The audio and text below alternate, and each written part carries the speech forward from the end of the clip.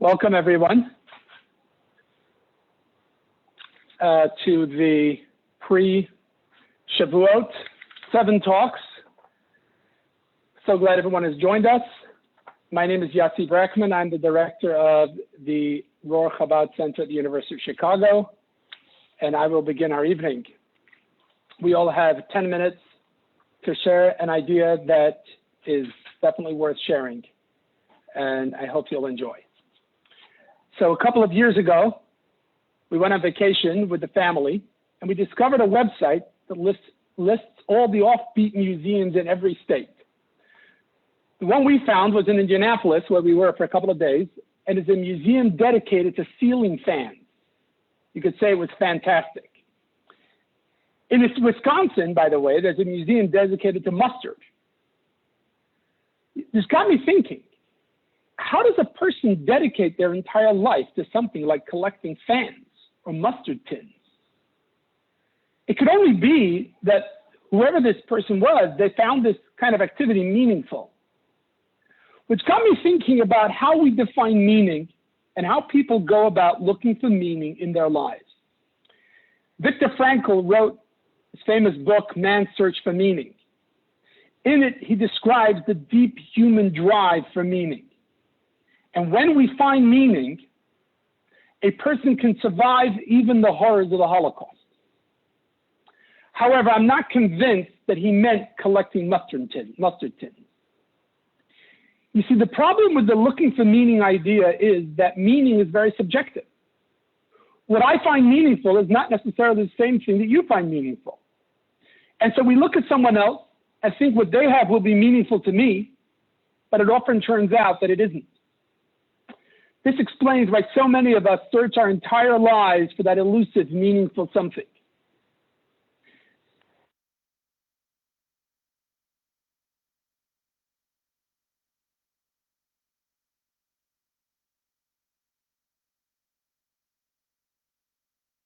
Rabbi, we've lost you.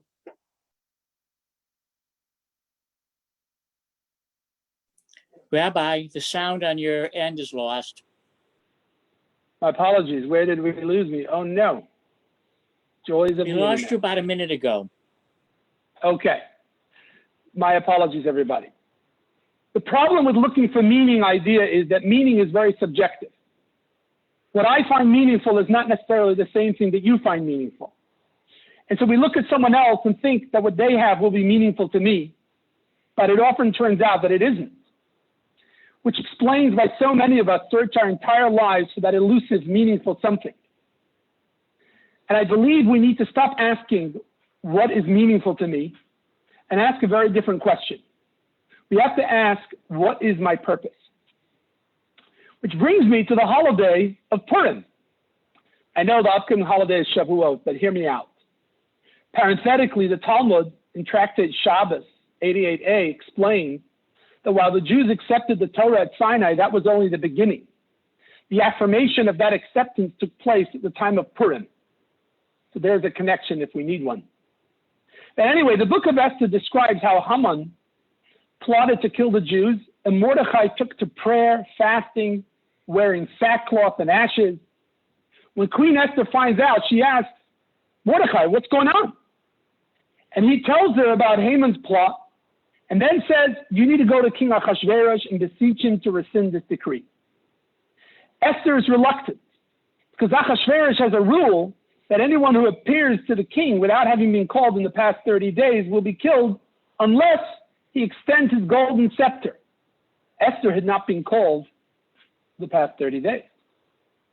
Mordechai sent her the following response. Do not think that you would escape the fate of all the Jews by being in the king's palace. For if you will remain silent at this time, relief and salvation will come to the Jews from another source.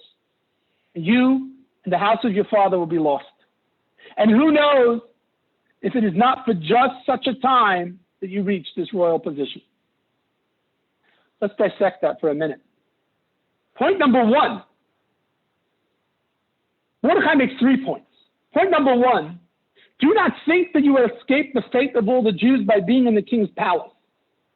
He's basically trying to appeal to her to save her own life, because she may not be protected by the palace. She was Jewish.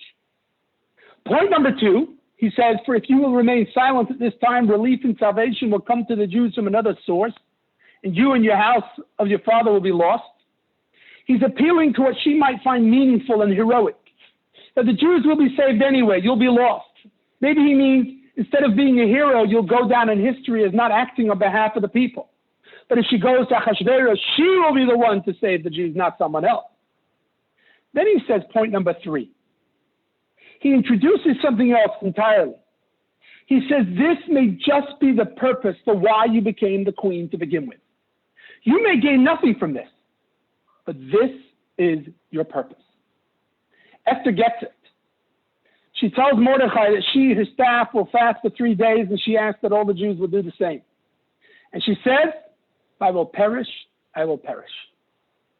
She's doing this because she believes this is her purpose. So we have two modalities, meaning and purpose. So let's say you get a windfall, whether it's a raise at work or you win the lottery. You could ask, what's the most meaningful thing I could do with this money? The answer may be give charity, maybe to buy a new bike or car. Or you could ask, for what purpose was I given this money? And the answer would prompt the question, well, what is the purpose of money to begin with? And what position am I in life which could be the purpose for the money? You see, in the meaning modality, I am at the center. I exist, and now I have to find something meaningful for me to do with my life. In the purpose modality, the purpose exists before me. I am here to fulfill that purpose. And we're about to celebrate the giving of the Torah on Shavuot. A quick look in the Torah will give us direction. What is the purpose of money? What's the purpose of work? Lots of other things in our lives. In addition, I could look at my talents, my connections, my relatives, my community, and discover what is my purpose. Finally, the purpose is not one purpose for our entire life. Every day has its own purpose, even every moment. This is the principle of hashgacha pratis, divine coordination, where everything that occurs in our lives is for a purpose, and for a purpose for us to fulfill. Let me conclude with a story and a joke. First, a well-known joke. Very famous one. A mother and a baby camel are talking one day when the little camel asks, Mom, why have I got these 3 huge toes on my feet? The mother replies, well, son, when we trek across the desert, your toes will help you to stay on top of the soft sand. Okay, says the son. A few minutes later, the son asks, Mom, why have I got these long eyelashes? Oh, they are there to keep the sand out of your eyes on our trips through the desert. Thanks, Mom, replies the son. After a short while, the son asks, Mom, why have I got these great big humps on my back? The mother, now a little impatient with the boy, replies, they're to help us store water for our long treks across the desert so we can go without drinking for long periods. Now you tell me, the mother says, why are you asking all these questions? Well, mother, says the young camel, just wondering, if we got all this great equipment, what are we doing in the Lincoln Park Zoo? We got a purpose. Let's not waste it. Now the story. 1967, there was a Jewish women's convention organized by Chabad in Detroit, Michigan. Convention ended. A group of women headed to the airport for their flight to the East Coast. But an hour or two of waiting of delays, the flight was canceled. There was a snowstorm. Nothing was flying. They all rushed to a payphone. This is before cell phones, remember? They called Chabad headquarters in New York. Rebbe, What should we do? The leader of the group, Mrs. Miriam Popak, spoke with the Rebbe's secretary, Rabbi Yamin Klein, said, listen, we told her we've been in Detroit for so many days away from our families. Now we're stuck. There's no flights. We're stuck in Detroit. Ask the Rebbe for his blessing. Ask him for some guidance. Rabbi Klein put them on hold for a minute, came back and says, the Rebbe doesn't understand the word stuck. She said, stuck?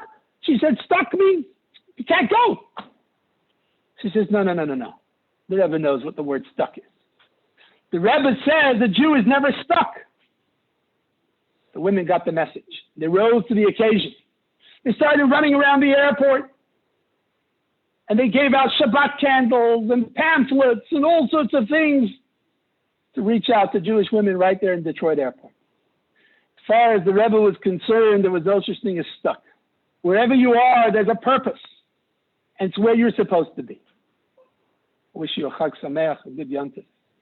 I'd like to introduce our next speaker, dear friend and neighbor, Dr. Joe Goldenberg. Joe is a resident at the University of Chicago Medical Center, and as of recently, has been working on the COVID unit. Over to you, Joe. Okay, can you hear me okay? Great, thanks. Hi, everybody. Thanks for tuning in. I'm a resident at the University of Chicago Hospital, specializing in internal medicine right now. For the past few weeks, I've had the, I would say, privilege to be working in the COVID unit. The hospital right now is separated between what we say people who have tested positive for COVID or the coronavirus and those who haven't. And so naturally, those of us who are working in the COVID section are at a much higher risk for infection ourselves. The hospital was separated this way a couple months ago when things really took off and the virus truly became a pandemic and became common everywhere. About the middle of March, I was working in the regular ICU at the time, and we were actually happy that things had kind of split and it protected the rest of us. But at that point, they asked for volunteers to start working in the COVID section of the hospital. At the time, it was very small, and there weren't that many people, and there weren't that many, not that many people required to work there, and there weren't that many patients. But things, as everyone knows, through March, April, and until now, have really escalated. Thankfully, in the last few weeks, things have calmed down, but things continue to escalate, and we needed more beds and more providers as well, nurses, doctors, support staff. So more and more volunteers were needed. And I thought about it, and it was a hard decision, but it wasn't something I really hesitated on. And I volunteered among many other residents, doctors, senior physicians, junior physicians, nurses, and all the support staff. People ran to come and support the COVID unit and to support the hospital in treating people who had contracted the virus during the pandemic. I'll admit at the beginning it was a little bit scary. We didn't have a lot of what we call the protective personal equipment, or PPE, and we were worried. You know, we had reports from China that up to 40 or even 50% of the infections were passed from healthcare workers to their families or to other healthcare workers. And we thought that this would happen to us too. So people were scared. There was a lot of the fear there, really truly of the unknown.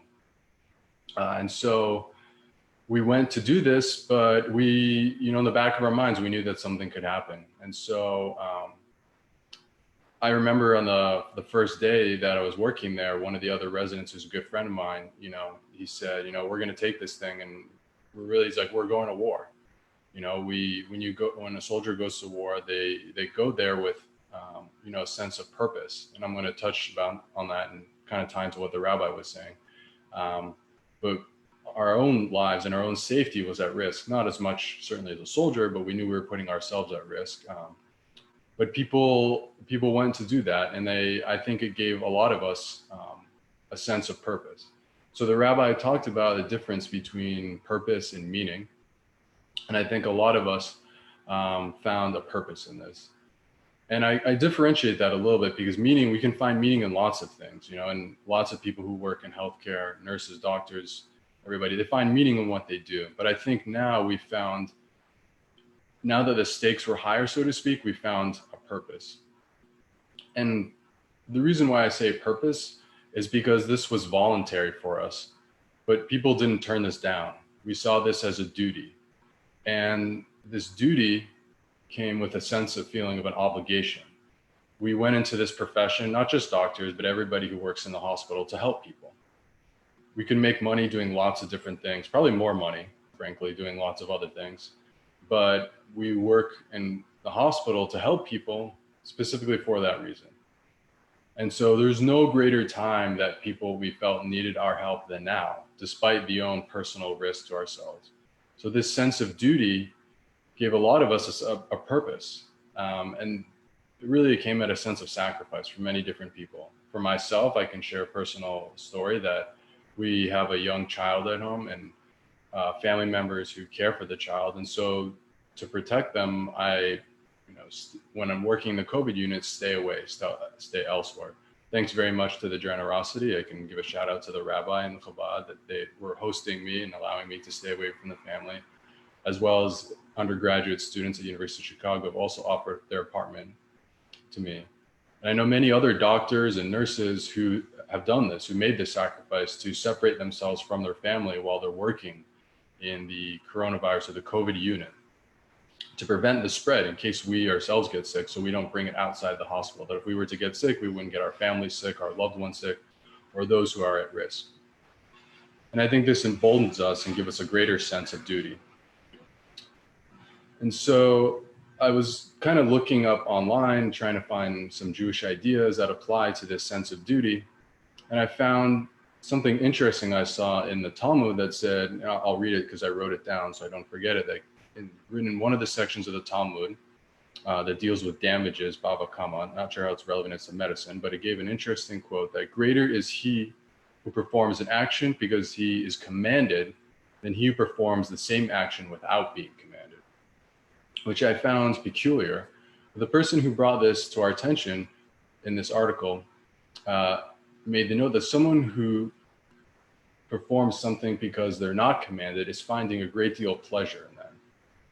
But there isn't a sense of duty in that. Someone who's doing something because they're commanded to do it has a sense that this is something they must do, and they're doing it regardless of the pleasure they obtain from it. And I think that's also something we find on a day-to-day basis. Working in the COVID unit, it takes a lot more time. Normally when we go to the hospital, we walk in, we wash our hands, wash our hands before we go in every room, use good sanitary technique. And then when we leave the hospital, wash our hands again. But working in the COVID unit, you have to go in, you have to wear a clean set of clothes, you wear much more protective equipment, different hats, masks, goggles, shoe covers, almost completely covered. It takes a lot more time and it's uncomfortable. There isn't a lot of pleasure in that. And it's a greater burden. And then same thing, when you leave, you have to change everything, shower, put on multiple different layers of clothes. And I found that to be, that's a challenge, but that's part of it. So even the day-to-day is a little bit harder working in the COVID unit, but it gives us a greater sense of purpose. And what I think I found especially amazing is the support that I've had from the community, both the community here at Chabad, and then even the greater community in Chicago, among Jews and non-Jews alike. There's so many support from restaurants, businesses, people who've donated all kinds of things. And so everyone has really taken notice of this and supported the hospital and all the people who work in the hospital, which gives us great strength on a day-to-day basis. So I just want to conclude and thank everyone for tuning into this section. I do have the great pleasure to introduce the next speaker. It will be Linda Waite, who is a professor of sociology and a senior fellow at NORC at the University of Chicago. She directs the National Social Life, Health, and Aging Project, funded by the National Institute on Aging, National Institutes of Health, a project that understands the role of social world and health among older adults. Thank you. Thank you. And Joe, I just wanted to start by saying thank you for all you're doing and for helping us maintain the health of the community. I might study it, but you really do something directly to help. So I'm going to talk about Shavuot and try and bring a social science perspective. So Shavuot, we're preparing now for Shavuot. And this is a celebration of the giving of the Torah to the Jewish people and the 10 Commandments. And I think this is obviously was unbelievable, transformative for the Jewish people, gave them a set of rules to live by. But we shared those with the world and changed the world as a result. I want to point out one of the, I think, fundamental contributions of Judaism, and that is that Judaism helps us as individuals and us as a community focus on gratitude. The social sciences have really just discovered the importance of gratitude and positivity, though we have this wonderful book just put out by Chabad on positivity and how it flows through the religion. But when we open our eyes in the morning, we say, Modeh ani lefanecha, I gratefully thank you, Hashem. When we wash in the morning, we say, thank you for giving me a body that has hollows and openings that work. And if they didn't work, we'd be dead in a minute. And we thank Hashem for every bite of food we eat, before we eat it and after we've eaten it, for every sip we take, all day long, everything we do. Thank you, thank you, thank you, thank you. And we thank Hashem for all the unusual things, not just every bite of food, but for that rainbow or that flowering fruit tree or seeing an eminent scholar or hearing thunder. So Judaism really puts in practice a focus on gratitude. Now, positive psychology has demonstrated recently through lots of experiments that if you practice positivity and gratitude, if you put it into practice, that it will make you as a person happier, less stressed, and more satisfied. So a couple of things. One is that we know that as people, that social connections are absolutely fundamental. Human beings are social. We don't live alone. We live in groups. We live in communities. We live in families. And our health and well-being depends on these families, on the strength of these ties and the quality of these ties. And this includes the partnerships, the marriages we form, the relationships with our parents and our children, the networks of people we turn to for support and help, the organizations we participate. All of these play a part in helping us maintain our physical, mental, and cognitive health. They're all absolutely key. So for example, we know from recent work that people who are lonely, people who feel like they don't have the social connections they would like to have, are less likely to exercise, they sleep less well, and over the long run, they're more likely to die, or they die at a younger age, just because they feel their social connections are not what they want. People with strong social networks, groups of people they talk to, get better health care.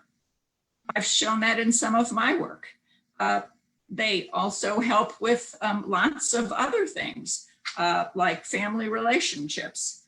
As people get older and they lose others that are important to them or activities that are important to them, people mostly are active. They replace, they fill in, they rebuild in a very deliberate way. So I think Jews have known this for a long time, and it shows up in our practice and focus on gratitude. So a couple of suggestions. I thought, okay, what tips can I give people to put some of this into practice themselves? So a couple of suggestions. Before you go to bed at night, think about and write down 3 things that you're grateful for today. Thank Hashem. Tell somebody who made a difference in your life that how they made a difference and that you appreciate it, and write it down, and when you can, take it to them or send it to them. Make contact, deliberately reach out, call people, call your brother, call the friend you haven't seen since high school, and just catch up. Be proactive, reach out to others. Here's an interesting factoid. It builds relationships more quickly and stronger if you accept a favor. If you agree to be sort of in debt or obligated to another person, you're making yourself a little vulnerable. That is actually a more positive reaching out than giving somebody something. And on Shavuot, we all collectively, as a people, thank Hashem for everything he's done for us, for the Torah, the 10 Commandments, and its guidance toward a happy life. Thank you.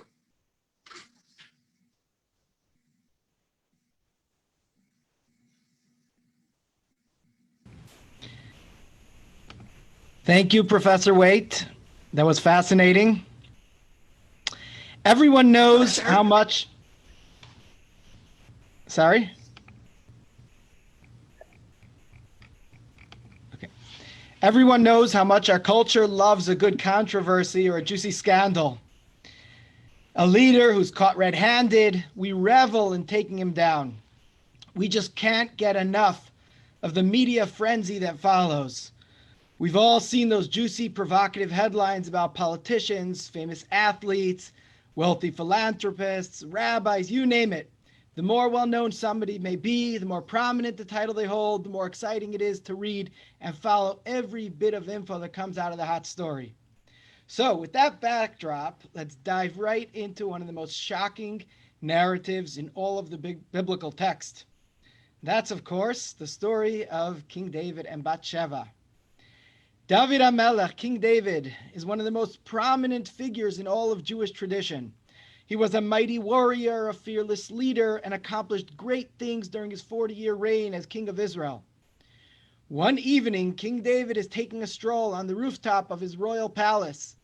He notices a beautiful woman bathing. He inquires and discovers that this woman is Bathsheba, the wife of Uriah the Hittite. He sends messengers to bring her, then spends the night with her, after which she returns home. Bathsheba conceives that night from this union and sends a message to inform the king. Now, King David is in a bind. Bathsheba was pregnant, but her husband is miles away at the battlefield. His relationship with Bathsheba would soon be public knowledge. The scandal will soon be all over the headlines. I can only imagine what the New York Times cover story headline would look like the very next day. So David comes up with a plan. He sends a message for Bathsheba's husband Uriah to return from the war front. When he comes before the king, David instructs him to go home to his wife. If Uriah would spend some time with his wife, the pregnancy would pass as legitimate, and that would be the end of the story. But things didn't quite work out that way. Uriah was defiant. He refused to heed the word of the king and go home. He said to King David, "My master Yoav, the general of the army, and my master's servants are on the battlefield, and I should go to my house to eat, drink, and lie with my wife? I promise I will not do such a thing." So King David sent him back to the battlefield and gave Uriah a letter with instructions for Yoav the general.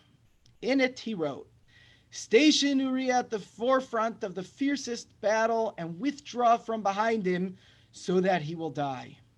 Indeed, that's what happened. And Uriah was killed in battle.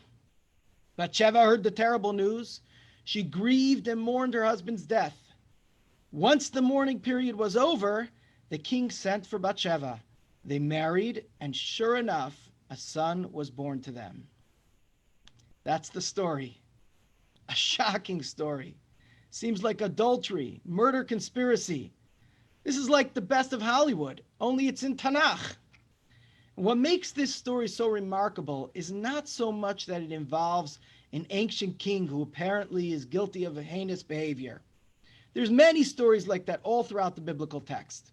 But this story is so surprising because all of Jewish tradition and our biblical text continues to hold King David in highest esteem. He's regarded as a hero, a holy person, a role model. Don't we all know David Melech Yisrael Chai V'Kayam? We sing it all the time. King David's spirit, glory, his majesty lives on. King David is an all-time national hero for all Jews of all stripes, types, and denominations. So how did King David survive this celebrity scandal seemingly unscathed? Then if we look in the Talmud, we find a strange statement. The Talmud states, anyone who says that King David sinned is mistaken. Mistaken? What's going on here? Is this rabbinic whitewashing? I'm looking around. I see some of you piping up. Of course. People love to hear this stuff. Finally, a rabbi who's ready to shamelessly admit to the biblical cover-up. All right, not so fast. Okay, let's be clear here. This story has absolutely no cover-up and certainly no whitewashing. It may not sit well with popular thinking, but that's the hard facts. That's the authentic truth. In fact, the Talmud, and frankly the text itself, is quite upfront about what happened next. So let's shift back to the biblical narrative. The Tanakh tells us that David's act was upsetting in the eyes of God. So he dispatched the prophet Natan to sternly rebuke him for his act. The prophet shared a metaphor of a rich man taking the poor man's only ewe lamb to feed his guest. Upon hearing this story, David expressed abhorrence for the behavior of the rich man. That was just the response the prophet hoped for. He exclaimed to David, "You are this man." And then the prophet continued to admonish King David. He said, "Why have you scorned the word of God to do what is evil in my eyes? You have struck and killed Uriah with the Ammonite sword, while his wife you have taken to yourself as a wife." The prophet spared no harsh word to say what God thought of the act. But what happens next is indeed the crux of this story and why King David is our hero to this day. Why we continue to learn from his ways and strive to emulate his greatness. David HaMelech listened to the rebuke. He took it all in. Instead of maintaining his innocence or attempting to defend himself in any way, he replied to the prophet, "Chatati la Hashem," he said, "I have sinned against God." He was humble, straightforward, and completely acknowledging. He confessed his wrongdoing and immediately took responsibility for his own failure. This is actually in stark contrast to King Shaul, who preceded David. When he disobeyed the explicit instruction of God and was then rebuked by the prophet for doing so, he immediately went into a whirlwind of excuses, defenses, and shifting blame onto others. And that actually happened twice during his reign. That's not what King David did. He confessed right away, "I acknowledge, I sinned, I was wrong, it was no one else's fault." And King David spent the rest of his life doing teshuvah, repenting and correcting what he had done. He owned up to his moral failure through bitter tears of remorse, fasting, and intense prayer. Chapter 51 of Psalms is an entire song King David wrote, all about the life of remorse that he lived following the incident with Bathsheba. And in this chapter in Psalms, he states emphatically, Vichatati negdi tamid, my sin is always before me. This notion is clear in many places throughout the Talmud and rabbinic teachings. So what does the Talmud mean by the statement King David did not sin? The Talmud is referring to the technical legal question whether this was adultery and murder, and to this question the answer is emphatically no. King David did not sin. In other words, if King David would show up in court with his criminal defense attorney, he had very strong legal defense that would completely exonerate him from any wrongdoing. And the Talmud explains the halachic technicalities, how all soldiers in King David's army would divorce their wives before going out to battle. So in actuality, Bathsheba received a divorce, and she was not a married woman. What about Uriah? He was defiant against the king. He refused to listen to the word of the king. In Hebrew, we call that mored b'malchut. He rebelled explicitly against the king. In Jewish tradition, this is a true capital offense. So King David had very strong legal defense. That's what the Talmud is telling us. He technically did not sin. And that actually makes his confession even more meaningful. Instead of trying to appeal with his legal defense, he chose to admit, acknowledge, and was truly remorseful with the understanding of the moral iniquity he was guilty of. Indeed, this was the turning point of King David's life, a moral failure for which he paid dearly for the rest of his life. Bathsheba's firstborn son died soon after his birth. Another 3 of David's children died by the sword, a direct punishment actually foretold by the prophet. He suffers horrible indignity of an attempted coup by his own son. For 6 months following the incident, David was afflicted with tzara, skin disease. And for a full 13 years, he was bedridden with terrible suffering. The rabbis didn't take it lightly either. The Talmud states that the Sanhedrin, the high court, shunned King David for 6 months, a period of isolation. God was even slower to forgive. David's divine spirit, says the Talmud, the Ruach HaKodesh, departed from him for 22 years. He spent those years crying a cup of remorseful tears, a full cup of remorseful tears every single day. This is not whitewashing in any way. All of this is very clear throughout the teachings of our sages. So what's the message? King David and Bathsheba is a profound story and a message for all time. This is a story of a true leader who owns up and takes responsibility for his action to completely transform. We need to learn and understand the story and internalize its deeper moral message. If we attempt to read this story like a newspaper headline or a movie, all we'll get is a juicy scandal. We'll be able to find what seems like corruption and whitewashing, but we will completely miss the point. We will miss the message. We will be missing the true intent for why the biblical text is explicit in telling us all the details of a flagrant episode of one of Judaism's greatest leaders. Instead, we have to put on the glasses of personal perfection, real-life examination, and genuine character building. We have to stop and read this story through the lens of a person who truly cares to change and become a hero after falling. This is why the Zohar tells us that King David and Bathsheba were soulmates from the time of creation, and their son, King Solomon, Shlomo HaMelech, the next king, was the wisest of all men. King David paved the way for individual transformation for all people, opening the path for a world of goodness to emerge. Indeed, the illustrious offspring from this marriage is, of course, none other than Mashiach, the Messiah who comes from King David and Bathsheba. May he come speedily in our days. Friends, we all fall. We all fall many times. But it's not so important how or why we fall. The follow-up is the nucleus of progress. We need to ask ourselves every time, how will I get back up to become a true Jewish hero? Please welcome our next speaker, Mrs. Razel Hershkovitz. Mrs. Hershkovitz is the co-director of Chabad and Free of Niles and teaches multiple grades in the Lubavitch school system in Chicago. Please welcome Rebbetzin Hershkovitz.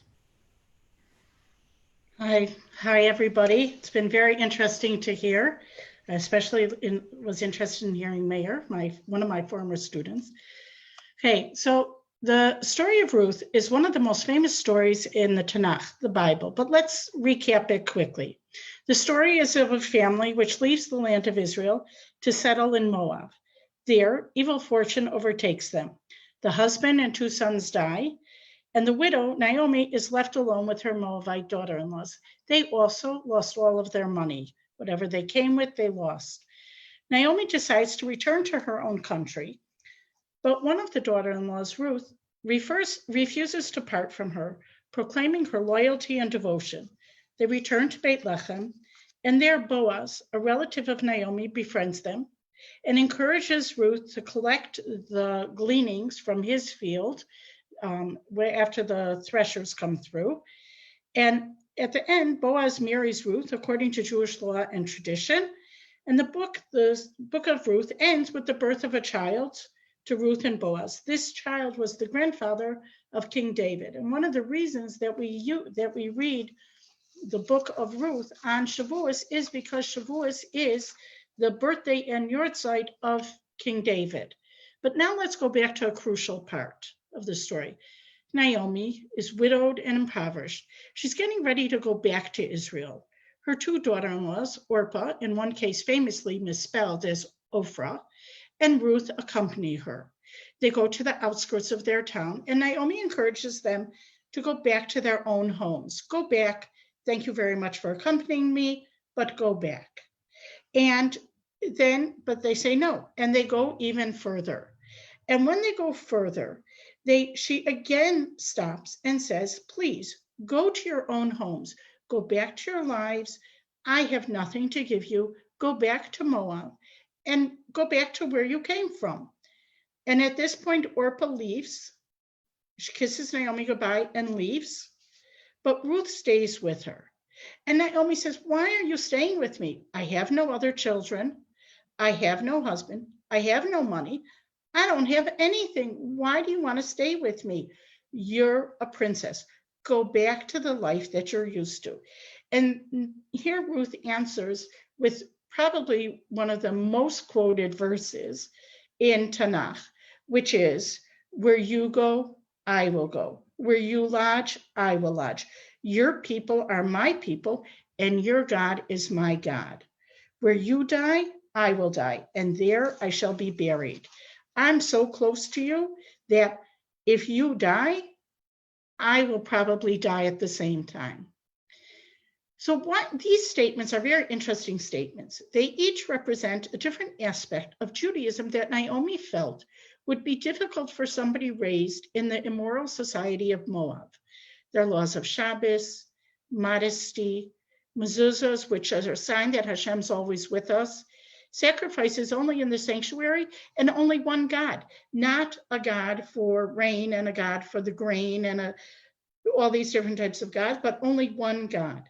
And Ruth accepts everything. She accepts everything from an internal passion, not because of any outside pressure, and not because she's concerned about what outsiders will see or think of her. She accepts it all because of internal reasons. And what do we learn from this also?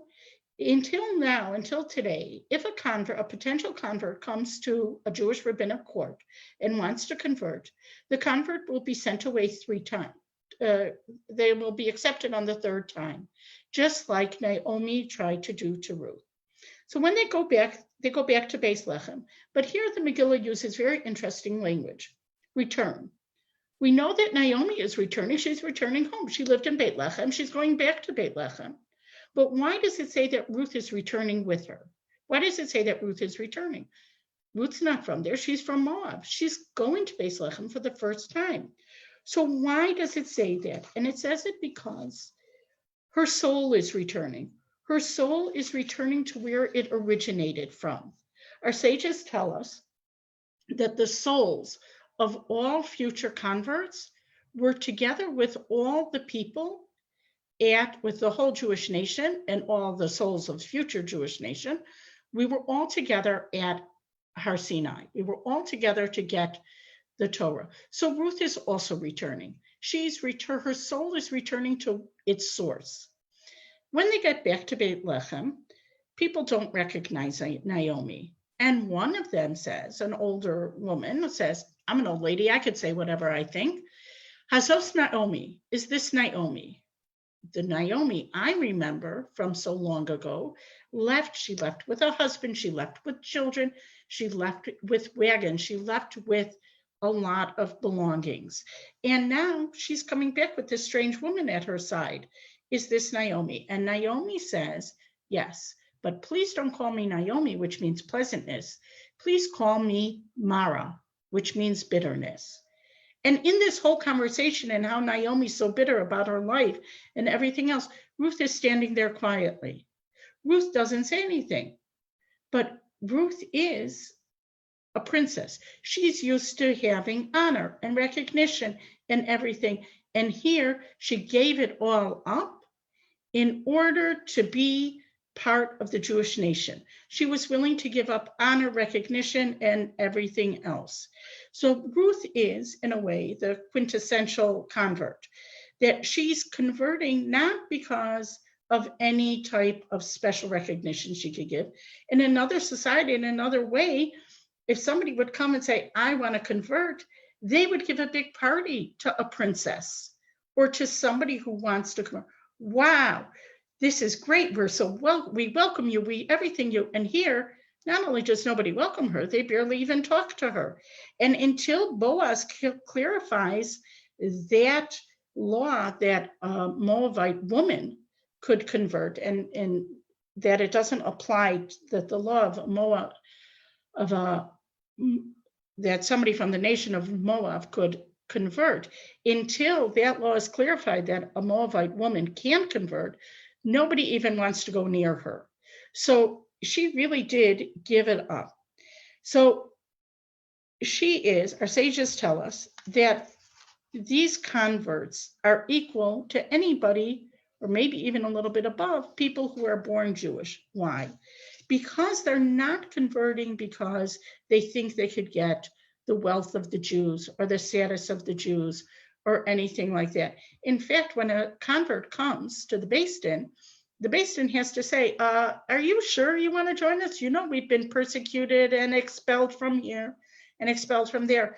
One of my teaching things is I teach Jewish history. And sometimes I feel I should just call it expulsion history, because one of the things I do is Jews are expelled from here, Jews are expelled from here, Jews are expelled from there. And so the Beis Din says, are you sure that you want to come? And if a convert says yes, then there's laws with how we have to speak to that convert also. But there's a medrash, there's a saying that Hashem told Moshe. Moshe asked how converts should be treated. And Hashem told Moshe, look, I gave so much to Bnei Israel. I took them out of Egypt. I gave them the man in the desert. I gave them water in the desert. I gave them meat. They complained they didn't have meat, so I sent quail, and they had meat in the desert. And then they accepted the Torah. What did I give the ger? What did I give the convert? Nothing. I didn't give them anything, but they accepted it lovingly and independently, and therefore they have to be treated the same like everybody else. So there's 36 times in the Torah that we're told that we have to love and not oppress the convert. We have to tell them, we have to treat them well. When we daven, when we say our prayers, the convert also says God and God of our fathers. When on Pesach, when we go through the Haggadah, the convert also says our forefathers were slaves in Egypt. They are together with us every step of the way. You are not allowed to insult a ger and say, oh, your father he worshiped idols. You can't say that. You have to treat them together, because we say that all of the souls were together at Har Sinai, at Mount Sinai, Ke'ish echad b'lev echad, as one person with one heart, and that includes the converts. And just as a last thing, the name Rus has 600, and is the numerical equivalent is 606. And if you add that plus the 7 mitzvahs that Ruth had to observe as a non-Jew, it comes to 613 mitzvahs. And now it's my great privilege to introduce Rabbi Eli Nosson Silverberg. He's the Rosh Yeshiva of Yeshivas Or Eliyahu Lubavitch Mesivta of Chicago. Thank you.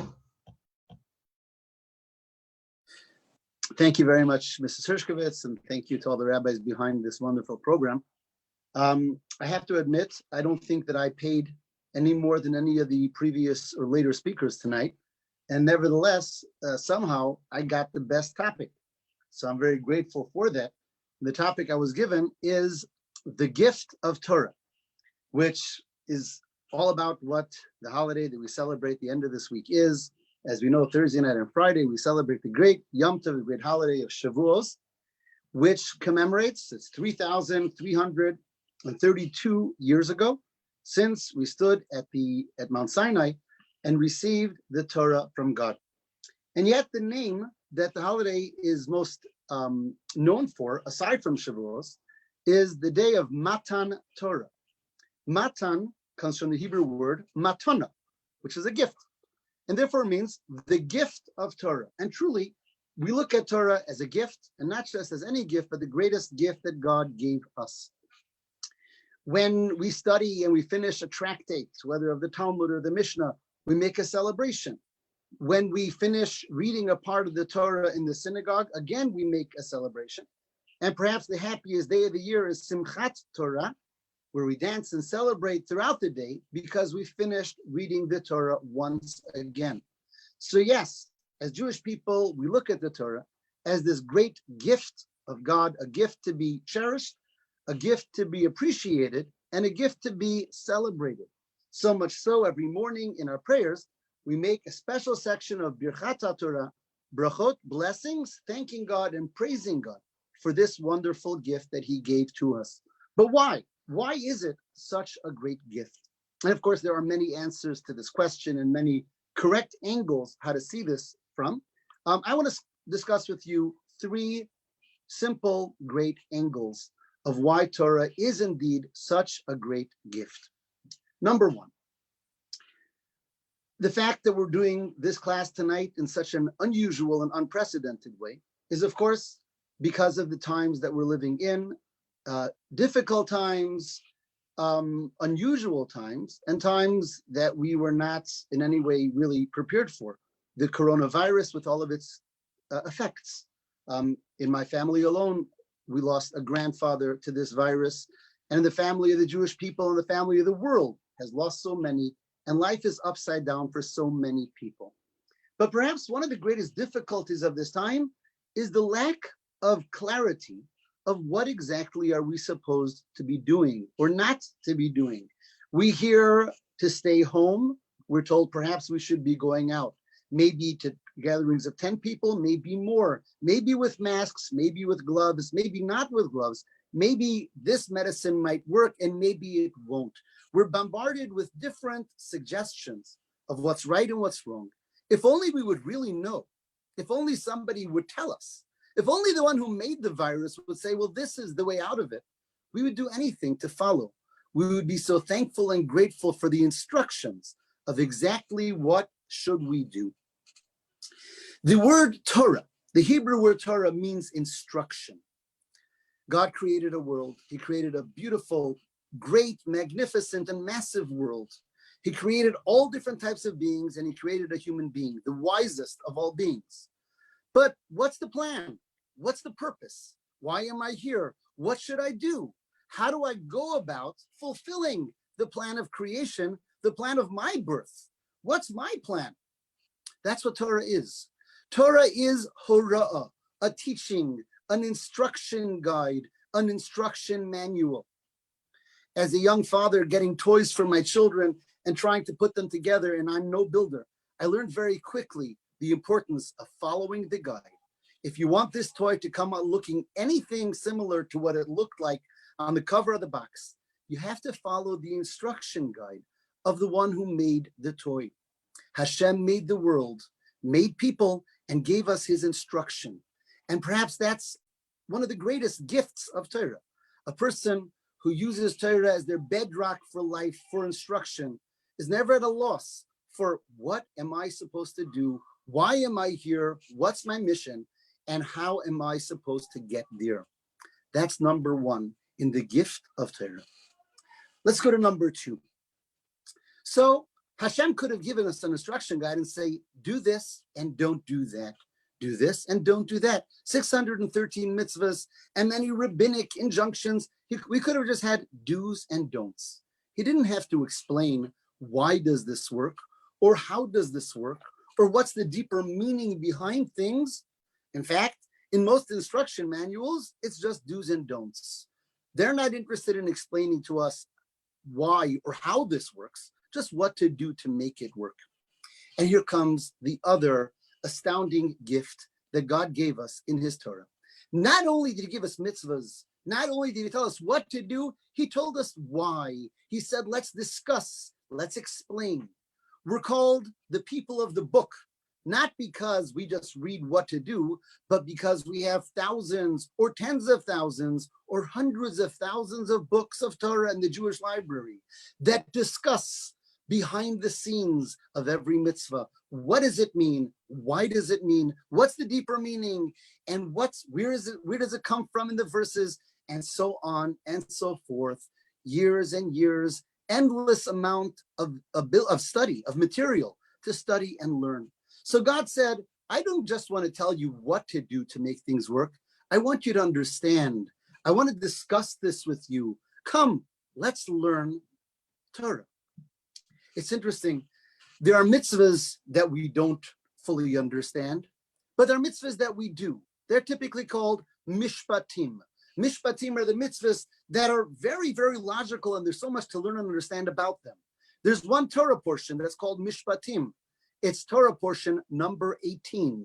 Count, and you'll find it's number 18. 18 stands for chai. Why does Hashem give us reasons for the mitzvahs? Why does he give us mishpatim? So that our mitzvahs should be infused with life, with vitality, with feeling. When we learn and understand, we experience it on a whole different level.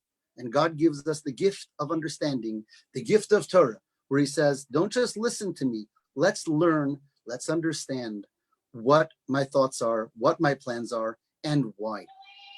Number three, and I'll conclude with number three. The Talmud tells us a very fascinating story. And that is, we all know, God gives us the 10 Commandments, and then Moses ascends Mount Sinai for 40 days to learn the Torah from God. All of the ins and outs, all of what would later be known as the oral tradition, God teaches Moses for 40 days. And one would think that if he's teaching him for 40 days, so every day he learned part, 1/40th. And at the end, he finished it all. Says the Talmud, no, that's not what happened. Every day Moses learned and forgot what he learned. And the next day he learned and forgot everything. And this happened for 40 days. He kept on forgetting everything. Ad shenitna lo bimatana.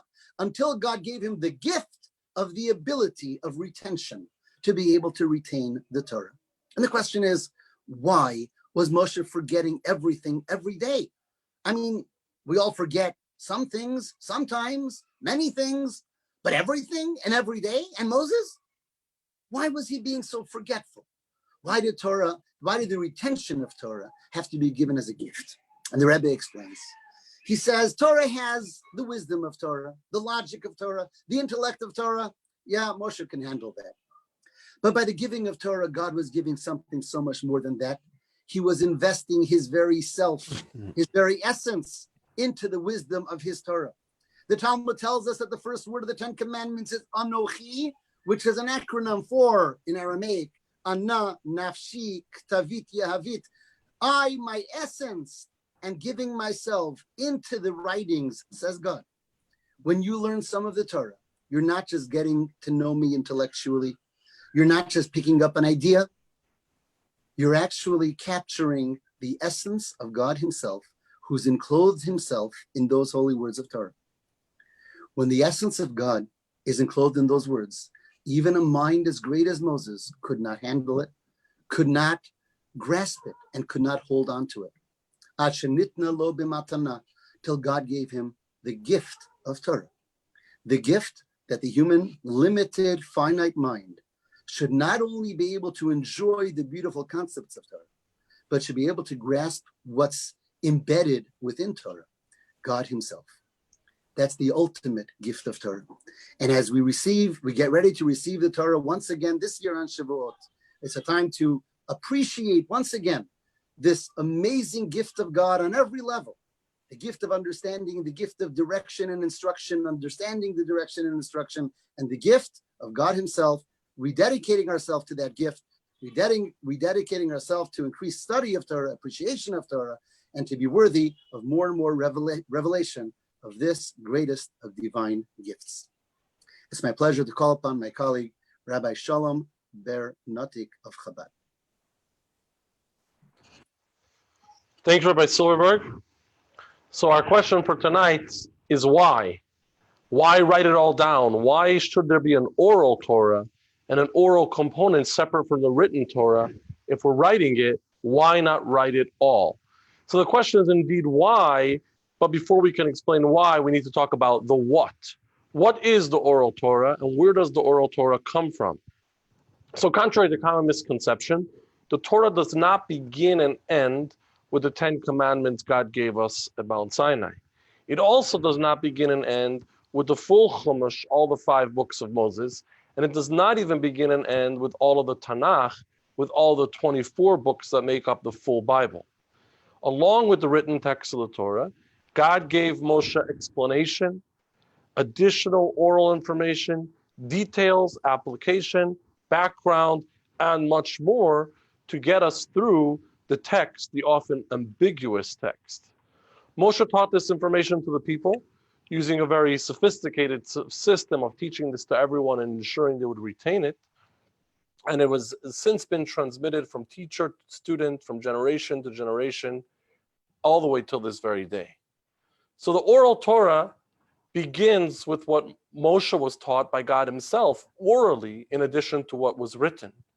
But the oral Torah transcribed in the Talmud includes additional information which God did not actually tell Moses. Well, how then can there be more material? Where can additional information come from if God didn't tell it to Moses? Well, the written and the oral tradition include rules for extrapolating the Torah, rules for applying the Torah's guidance and teachings to other situations, to other circumstances that were not specified in the Torah itself. So if a scenario comes up, if a situation develops that the Torah did not address, a student of the Torah has the responsibility to find the clues within the God-given framework, to find a precedent, to find some kind of source material with which to address the new challenge, to address the new scenario or the new circumstance, and often to extrapolate that law for the very first time from the pre-existing material. It's important that we remember that these ideas and these conclusions are not man-made, but are the divine intent all along. The divine intent that now emerged by following the rules and reaching the conclusion embedded within the original idea. This would be very similar to a puzzle, where if I put together the puzzle, or if I solve the riddle, I may be the one doing it, but I am ultimately expressing the original intent of the one creating the puzzle, creating the riddle, putting together the rules of the game. By playing the game according to those rules, I may apply some new creativity. I may have contributed something here, but ultimately I'm expressing the intent of the original author, in the case of the oral Torah, of God himself. And finally, there are additional laws included in the oral Torah which are not part of the transmission God gave orally to Moshe, nor are they extrapolated or derived from them by our analysis. These additional ideas are purely man-made.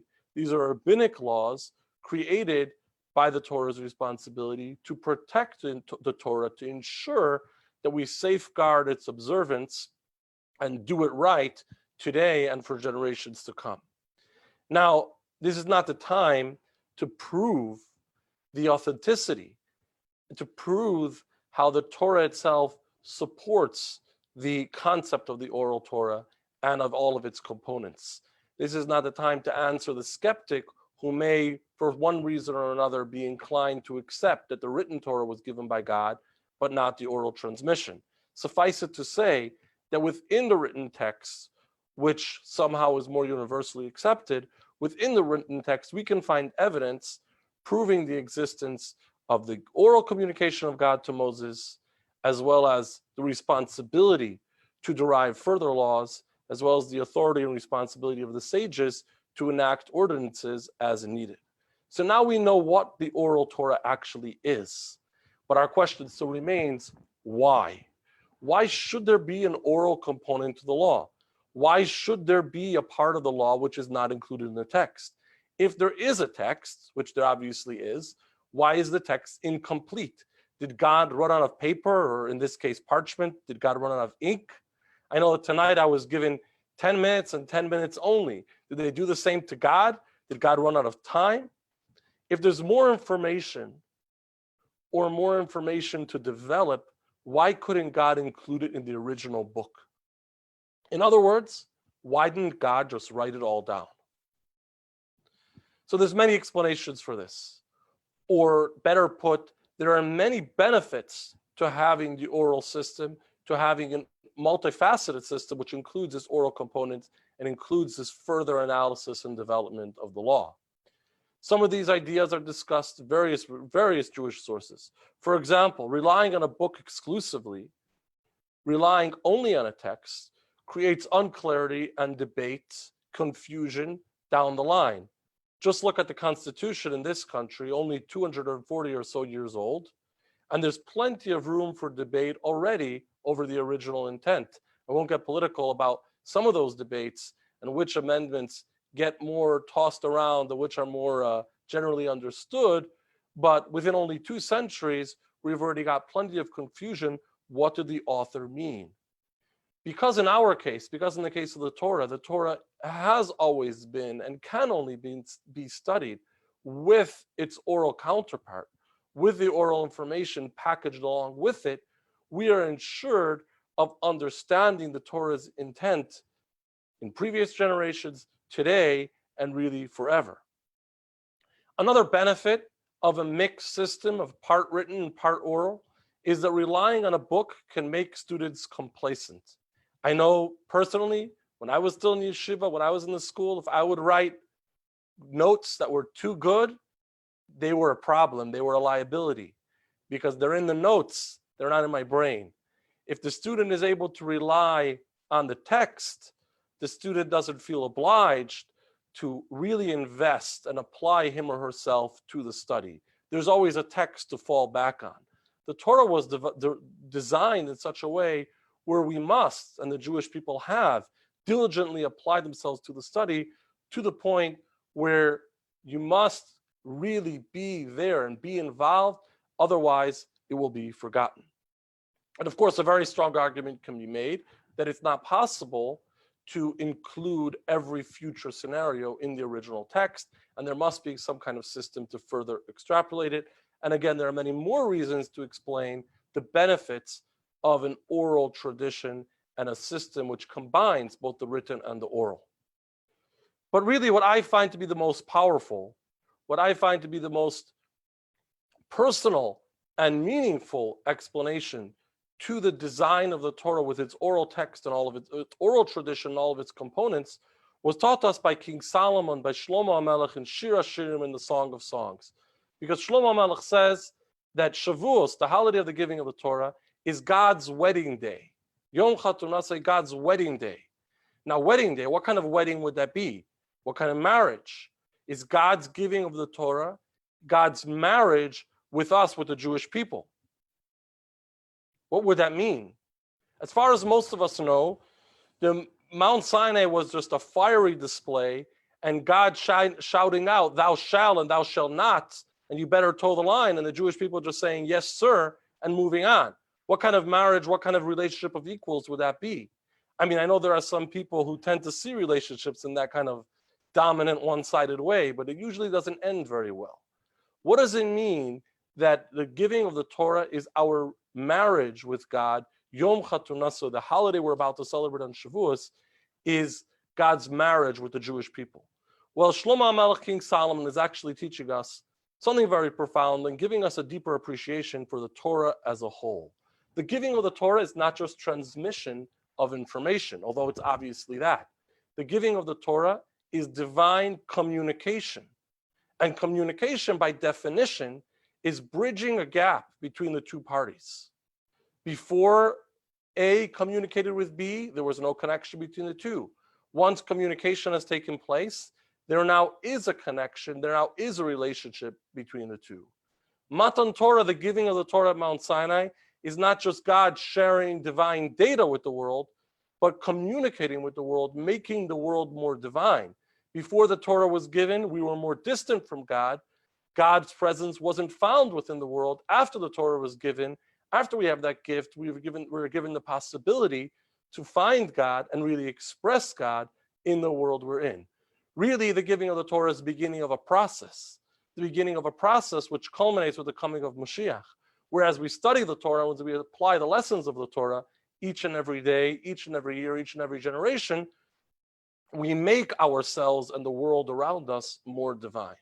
Now, the problem is, if we were just to hear the info, if we were just to be given the information when the Torah is given at Mount Sinai, and it would all be included in the book, and we would just comply, well, then the gap has not been completely bridged. Then the gap between us and God remains more of a gap than a bridge and a connection. Sure, there's connection now that we've heard God's message and we're doing our best to apply it. But we remain at the bottom of the line, hearing a very removed communication and trying to fulfill it. The way the Torah is in fact designed, not as one book, all-inclusive, including all the details and ready to go, but incomplete, requiring us and forcing us to apply our minds, to invest, to both retain the oral tradition, understand it and apply it and transmit it, as well as to discover God's intent in broader circumstances that did not yet arise, as well as to develop those safeguards as needed. The way the Torah is designed, requiring our investment, results in the ultimate partnership, that ultimate relationship, that ultimate marriage between us and God. We weren't just given divine information, we're actually communicating the divine information. When we solve the puzzle, when we search within the Torah and derive a new idea in the Torah, our own mind is actually the one producing the godly idea. Yes, it's the godly message, the author of the puzzle. But as we reach the solution to the riddle that we have come up with, we are now the ones coming up with, revealing the divine message or communicating that with the world. We are not at the end of some long distance telephone call from God and trying to keep up. We're truly partnering with God, becoming a part of investing, of understanding, and even a part of developing and applying the Torah to ourselves and to the world we live in. So, as we celebrate Shavuot, as we celebrate the holiday when the Torah was actually given to us, let's remember the Torah wasn't just given to us. The Torah was given to us as a seed, very much like a gift a young man might be giving his bride at the wedding under the chuppah, as a seed for us to create that life together, to build a better world together, for us to partner with God, to understand the Torah and to apply its message in making the world a better place. So not all of us might be studying the Torah to that degree and discovering its deeper secrets, but each of us can approach this holiday with the mindset and with the understanding of we're here to partner and we're here to contribute. So as we receive the Torah anew this Friday, and really each and every day, we have to ask ourselves, what will I give? What will I invest? What will I contribute? What will I do more to further the mission of the Torah, to make this world a more divine place, to make this world a more messianic place, may it be very soon, and may we all have a wonderful and very happy and healthy, especially Shavuos. And with that, I thank everybody for participating, and all the speakers who came before me and really gave me, and I'm sure the same is the case for the rest of us, so much insight and so much to think about over this holiday. Let's make that a wonderful holiday and have a wonderful evening.